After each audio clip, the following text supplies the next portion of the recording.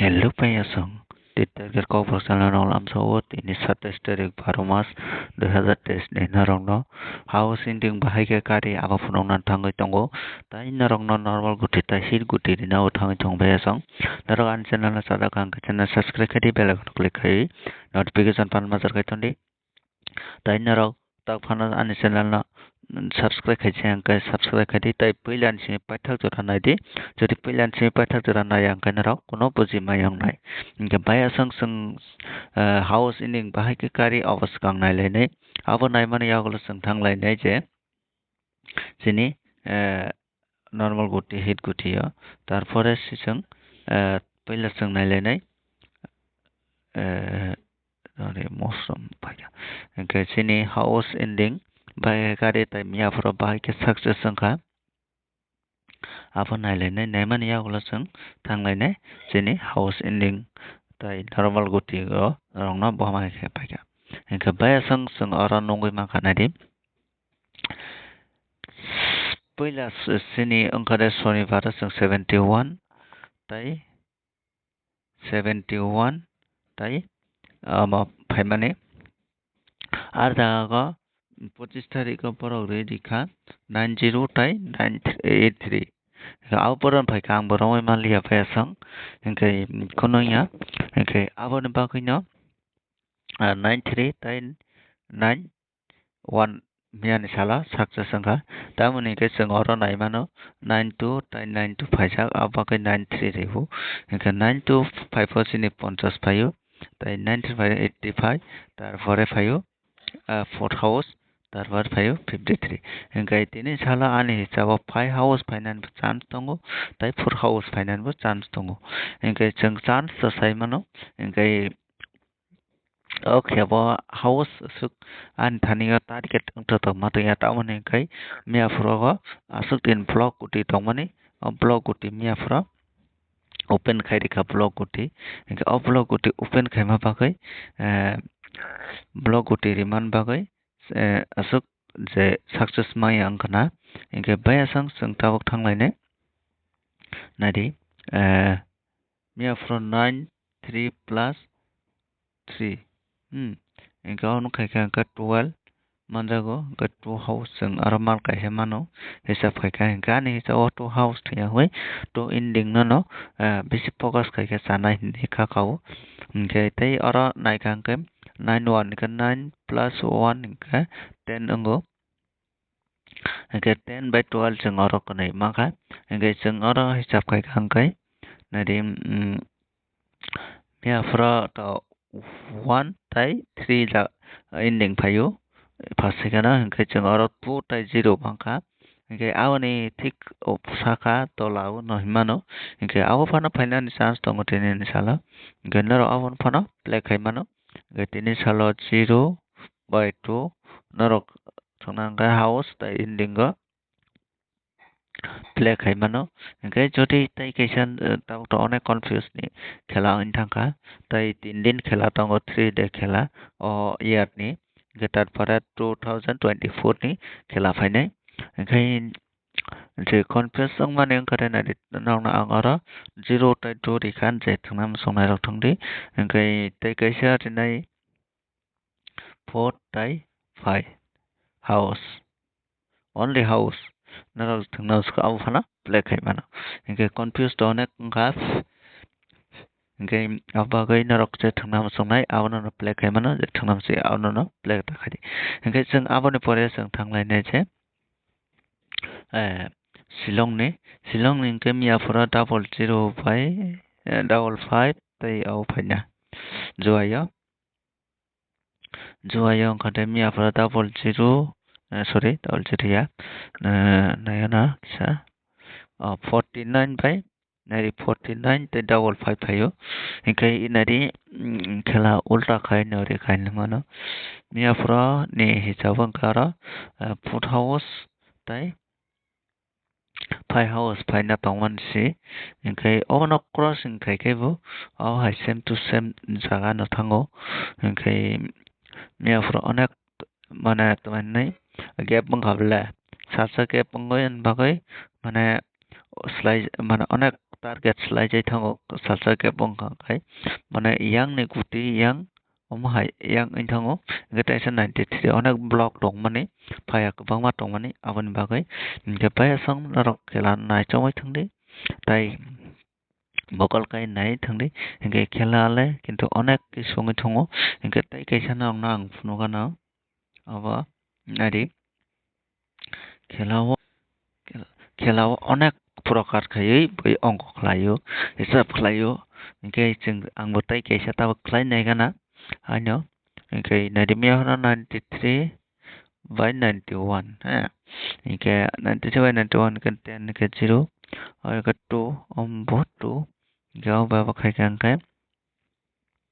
0 not 0 दिरम ना 1 दिरम ना कुनो सही में आई थंगो इनके आरो कन्फ्रेंस दं को आं 1 का 3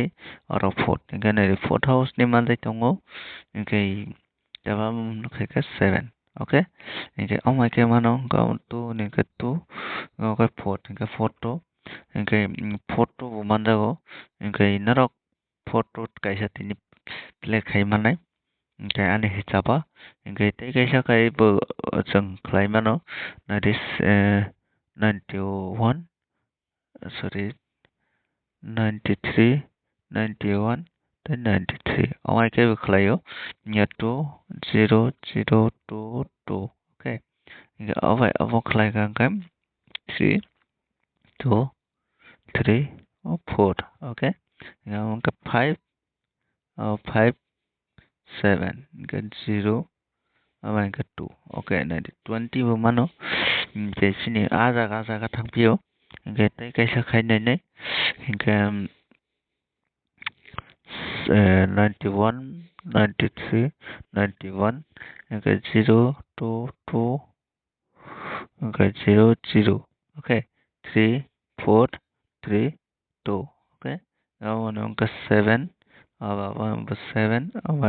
5 satu guna 14 inga 2 24 mano gay pomo phane sai maya takon target confirm kai maya ko gay ani sawa 24 kaisa sang thangna nang nai tinin sala narok mai tana de 24 hingga ta ningke bisi ka talla lam somani aban bagai phana 24 final chance tongo gay baya sam narok thangna kai osa ata bung ne ang narok na kaisa nai narok booking okay je booking thangna songnai rok narok 23 by 24 no booking thangai mano January mas kaisa jora okay January mas kaisa jora narok booking thangdi narok losong lakni mahino tamani ke January mas kaisa sure paina hinai ofa duita ni bisingo January bisingo no paina 100% narok ke baya sang narok baji nakna ani kok ang tamsa ke tabuk sang thanglai ne chin narol guti yo narol guti tini subangya ke hai pana try khanya din 95 84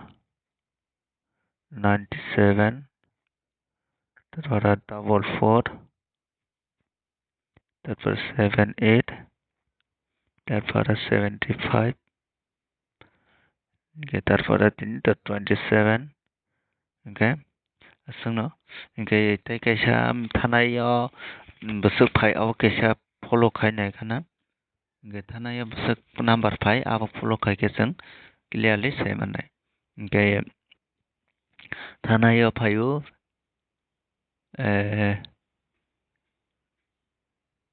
thanayo phayu 65 by 76 इनके बाया संग 65 by 76 इनके 2 टोंका 21 76 ने वैल्यू के 21 इनके 21 लोग फाइनल संग 2 हाउस मानजा को यना रंग नाइ समय थंगै नाइ दे बाया संग इनके 24 by 23 न ताया खादि इनके तीन साला संग 2 हाउस जखन माने के अकनिन बिसिंग फाना फाइनाल चान्स संगै दं इनके बाया संग इनके नरंग मा खनारो normal guti ngeta sang thanglai nai hit guti ya hit guti yang ka denaro sabsamai 6 hit guti mannai 6 hit guti ge 6 hit guti naro nang khang kai play khadi nang kai play ta khadi ge hit guti 64 84 double 4 62 82, 42. Oke, hingga 42. Hingga bayasang naro oro nunggoy makanas. Hingga bayasang naro oro nunggoy makanas. Soita guti. Soita guti bisnya. Narok no reka. Hingga narok awno no play khadi. Hit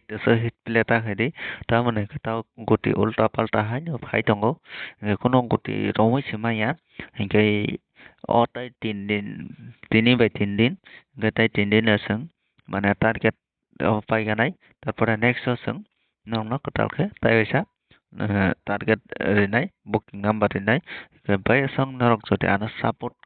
kaina ga sub video no kamang kamang ka share khadi te plan sik pathak jana nai thanglai belai ba hambai ke next january ni simi narok na next january bai asang next january ni simi narok no daily no je membership nanai rok no je membership nanai rok no specially narok no guti rijanai 10টা গুটি যে হাউস কৌমানি ইন্ডিং কৌমানি arani guti narok no 10টা guti rijangnai hingkai tai hit guti 6টা number rijangnai hingkai arani bisingo no narok saptao koibar success manmaya narok try khainai di hingkai je membership nanai rok borong bagoi hingkai next January simi a rule chengjangnai hingkai bad baki tai guti kisa bangnai je open post o hingkai bayasang narok nainai di narok je kakamani narok wansukmani hingkai जाहाथे जों साफ्रोमबो साक्सेस नामाजार बा जों सप्ताहआव 3-4 बार जों साक्सेस लिरनाय मेम्बारशिप न हingkai tai बाद बाकी न open post narok mana hingkai tin baga asung no bayasang malayano tai next video go hingkai asung no hambai